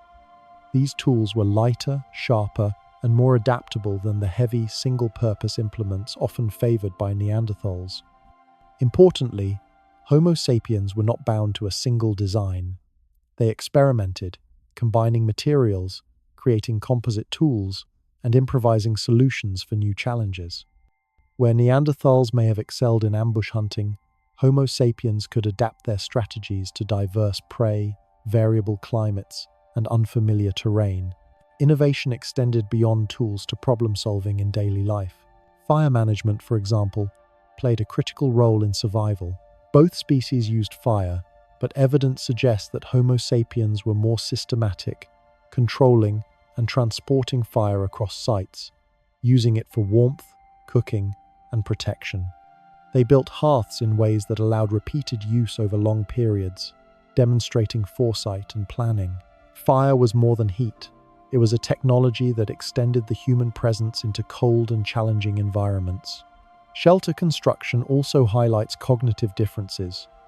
While Neanderthals used caves extensively, Homo sapiens supplemented natural shelters with temporary structures made of wood, hides, and other materials. These constructions allowed them to inhabit areas that Neanderthals could not, expanding the range of exploitable territories. Adaptation in shelter, like adaptation in tools, reflects the ability to combine observation, imagination, and practical skills. Hallmarks of advanced problem-solving. Homo sapiens' approach to hunting illustrates the link between technology and strategy. Spears were not the only tools. Throwing sticks, bone points, and eventually bows enabled hunting from a distance. Traps and snares allowed for the capture of smaller animals, diversifying diet. By combining multiple methods, Homo sapiens reduced the risk associated with failed hunts. Neanderthals, relying on close-range hunting for large game, faced higher injury rates and greater vulnerability if herds were scarce. This distinction in approach was subtle but consequential. Resource management was another area of innovation. Homo sapiens stored food, carried supplies, and planned seasonal movements based on observed environmental patterns. They experimented with preservation techniques, drying meat or smoking fish to extend shelf life. Neanderthals, in contrast, consumed most of their kill quickly, limiting their ability to buffer against lean periods. The innovation of food storage, mundane as it may seem, had profound implications for survival, allowing populations to endure environmental fluctuations and maintain more stable reproductive success. Art and symbolism were intertwined with technology. Carved figurines, painted cave walls, and personal ornaments were not only expressions of culture, but also tools of social cohesion. They communicated shared identity, coordinated groups across distances, and reinforced alliances. Neanderthals produced symbolic items too, but Homo sapiens' symbolic culture was more elaborate and widespread. These innovations in communication, combined with technology, strengthened group cohesion and cooperation essential for survival in a competitive landscape. Problem-solving extended to mobility and navigation. Homo sapiens developed strategies to traverse unfamiliar landscapes, track animal migrations, and exploit seasonal variations. They formed networks of trade and exchange, sharing tools, knowledge, and food across groups. Neanderthals, with smaller, more localized bands, could not match the geographic reach of these networks. In effect, Homo sapiens turned innovation into a force multiplier. Each new idea, each new tool, each new method amplified their ability to survive and reproduce. Innovation also influenced defense. While direct evidence of interspecies conflict is limited, the ability to improvise, create barriers, or use weapons strategically could have been decisive. Homo sapiens' lighter, versatile tools and projectiles allowed for both offense and defense, giving them options Neanderthals may have lacked. Even subtle advantages in flexibility can accumulate over generations, shifting the demographic balance. Importantly, these technological and problem-solving advantages were cumulative. Knowledge was transmitted across generations, preserved in stories, demonstrated in tools, and shared across social networks. A single innovation might not determine survival, but the continual accumulation of innovations improved hunting techniques, fire management, shelters, food storage, and symbolic communication created a long-term competitive edge. Neanderthals, with smaller populations and limited networks, could not replicate this cumulative process as efficiently. This cumulative innovation extended to social organization. Homo sapiens could plan group movements over weeks and months, organize hunting parties, and allocate resources across individuals. They could coordinate larger groups in ways Neanderthals may have struggled to achieve consistently. Problem solving was not limited to immediate survival. It encompassed foresight, planning, and organization. These capabilities, intertwined with technology, amplified resilience and adaptive capacity. Consider also environmental challenges. Rapid climate swings, shifting animal populations, and fluctuating resources demanded creative solutions. Homo sapiens' adaptive toolbox allowed them to respond effectively, whether by exploiting alternative food sources, altering shelter strategies, or coordinating across bands to avoid resource depletion. Neanderthals' solutions, though sophisticated in a stable environment, may have been less flexible under rapidly changing conditions. In a world of uncertainty, adaptability often outweighs raw strength. Even mundane innovations mattered. The creation of composite tools, better hafted points, and varied hunting strategies may seem trivial, but they reduced risk, increased efficiency, and enhanced survival. Minor advantages in daily life, accumulated over decades and centuries, could determine which populations endured and which dwindled. Extinction, in this sense, was not a dramatic event but the long-term consequence of innovation, adaptability, and social problem-solving. So, we are left with a reflection. The survival of Homo sapiens over Neanderthals may have hinged less on muscle or ferocity, and more on creativity, foresight, and the ability to solve complex problems in a variable world. Tools, shelters, fire management, social organization, and cumulative knowledge, these were the quiet forces that shaped the fate of species. Strength and courage were necessary, but insufficient in the face of environmental challenges, competition, and the slow arithmetic of survival. And the unresolved question lingers. If Neanderthals had adopted similar levels of technological innovation and problem-solving, could they have endured? Or was the cognitive and cultural edge of Homo sapiens amplified by social networks, symbolic thought, and cumulative knowledge an insurmountable advantage?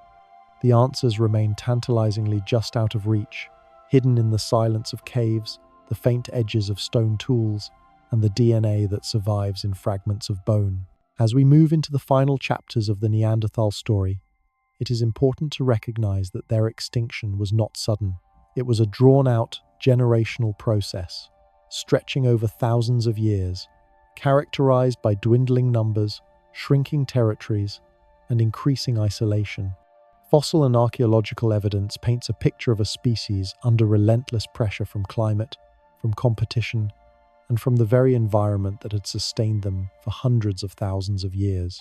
The last known Neanderthal sites are scattered across southern Europe, the Iberian Peninsula, and parts of Western Asia. These regions provided relatively mild climates, abundant resources, and natural refuges in caves and valleys. Here, Neanderthals persisted longer than in the harsher northern landscapes, yet even these refuges were no guarantee of survival. Archaeological layers indicate decreasing site occupation, smaller camp sizes, and fewer artifacts, suggesting that populations were shrinking and social networks were fragmenting. Demographically, these final Neanderthal groups were small and isolated. Genetic evidence shows low diversity, which implies inbreeding and reduced resilience to environmental stressors. Small populations face a compounding problem. Fewer individuals mean fewer hunters, fewer gatherers, and fewer children born each generation. Every loss carries greater weight. A single failed hunt, a harsh winter, or a disease outbreak could decimate a local group. Over decades, these pressures eroded populations to the point where recovery was increasingly unlikely. Excavations from sites such as El Cidrón in northern Spain reveal compelling evidence of this decline. Neanderthal remains here show signs of malnutrition, injury, and disease. Tooth enamel analysis indicates periods of dietary stress during childhood, suggesting that food scarcity affected the development and survival of the next generation. Bones bear scars from hunting accidents and other traumas, underscoring the physical demands of their environment.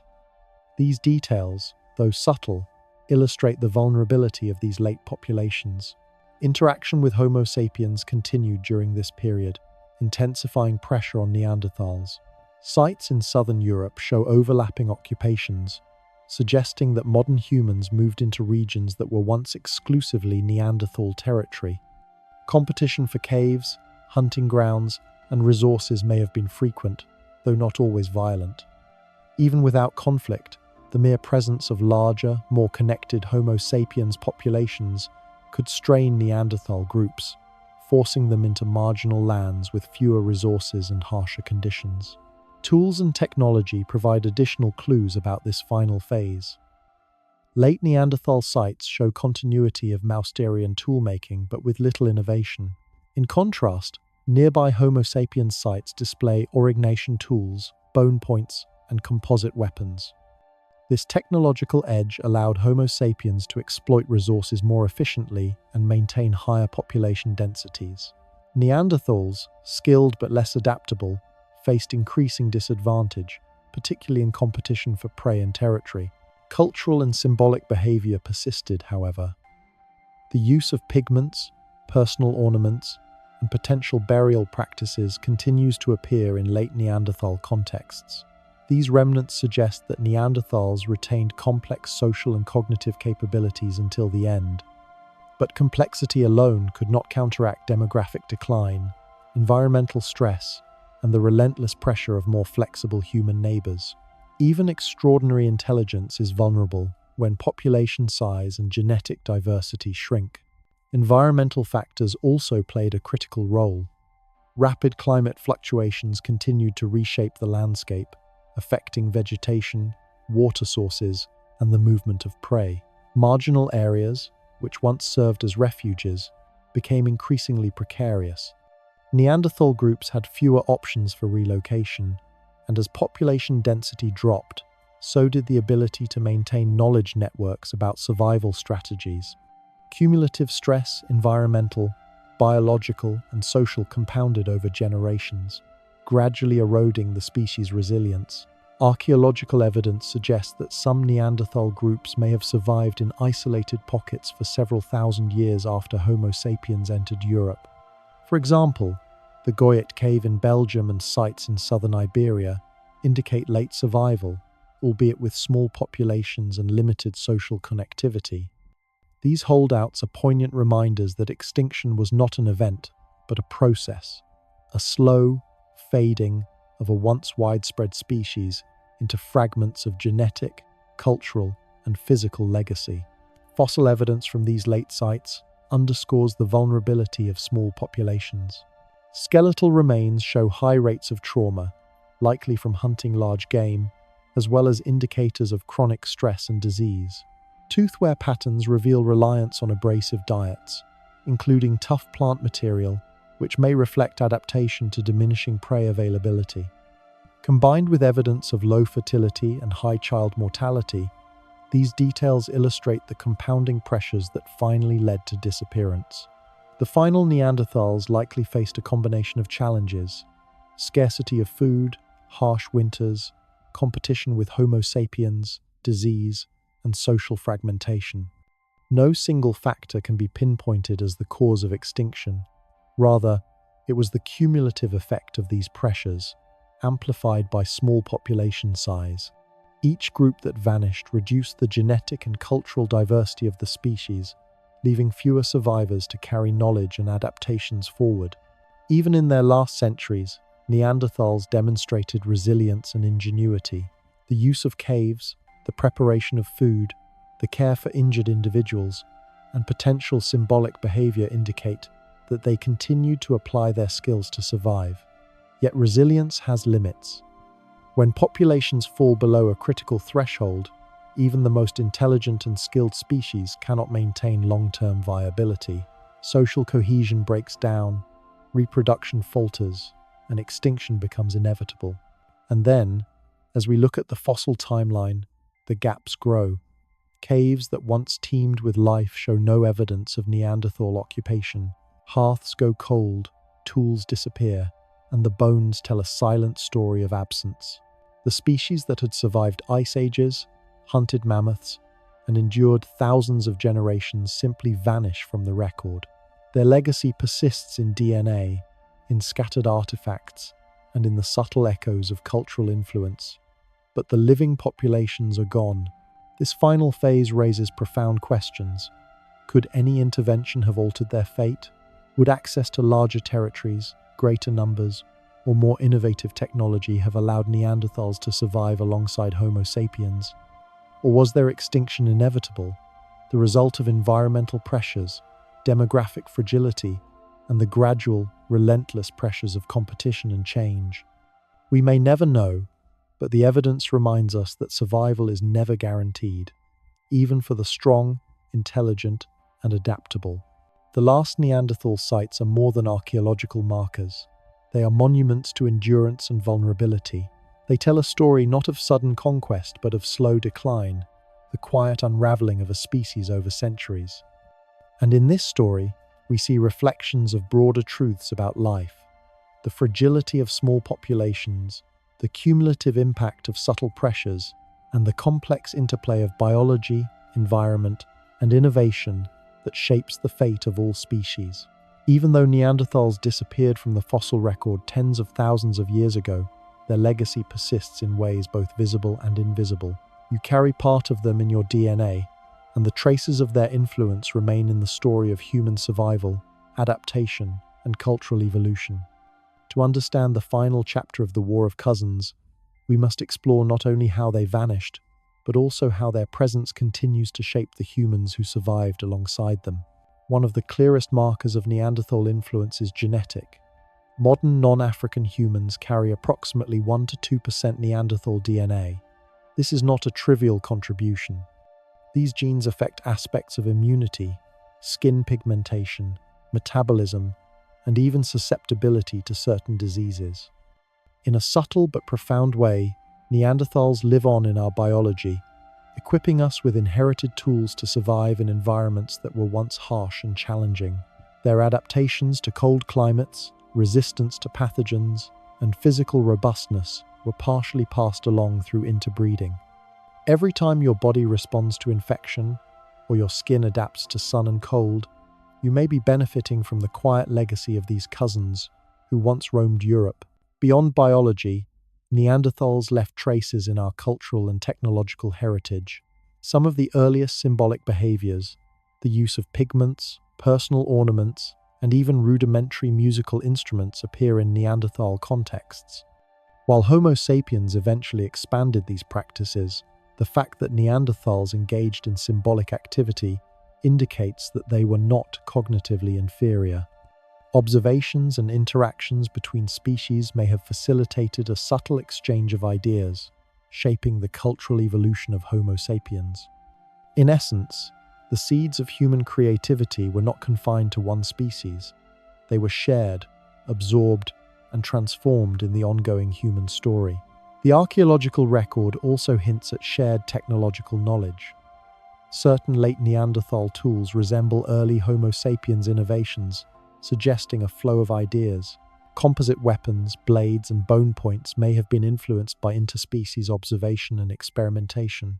These exchanges were not systematic or deliberate in the way modern humans might plan, but they illustrate a form of adaptive learning that transcended species boundaries. Neanderthals contributed to a collective knowledge pool that Homo sapiens eventually expanded, turning survival into a cumulative process that favored flexibility and innovation. Yet, the Neanderthal legacy is also a lesson in fragility. Their extinction reminds us that intelligence, skill, and resilience do not guarantee survival. Small populations are inherently vulnerable to environmental pressures, disease, and demographic fluctuations. Even a species well adapted to its environment can decline when conditions change faster than it can respond. Neanderthals exemplify this principle.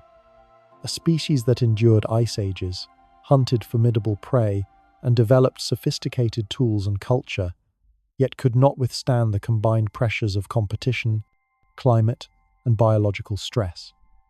Their disappearance underscores the delicate balance between adaptability and fragility.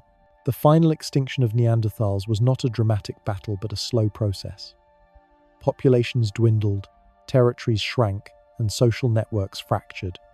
The last sites in southern Europe and Western Asia show isolated groups clinging to marginal refuges, employing the skills and strategies honed over hundreds of thousands of years. They hunted, cared for the injured, and engaged in symbolic behavior even as their numbers fell below sustainable thresholds. In this quiet struggle, we see both the persistence of intelligence and the inevitability of demographic collapse under relentless pressures. From a broader perspective, the Neanderthal story is a mirror for humanity. It highlights how survival is shaped by more than strength or cunning. It depends on flexibility, cooperation, and cumulative learning. Homo sapiens thrived not merely because they were smarter or faster, but because they combined innovation, social networks, and adaptability to outlast a closely related species. The War of Cousins was as much about cultural and cognitive strategy as it was about hunting and territory. Neanderthals remind us that even advanced skills can be insufficient when broader ecological and demographic forces are at play. Interestingly, their disappearance also created opportunities for Homo sapiens. As Neanderthal populations dwindled, Homo sapiens expanded into new territories, taking over niches that had been inaccessible. This expansion allowed the development of increasingly complex societies, more sophisticated technologies, and broader trade networks. The absence of Neanderthals removed competition, but did not erase the lessons embedded in their survival strategies. Homo sapiens adapted in ways that echoed the practices of their cousins' hunting strategies, tool designs, and even social behaviors, while extending them through innovation. The legacy of Neanderthals is also philosophical. Their existence challenges simplistic notions of human uniqueness.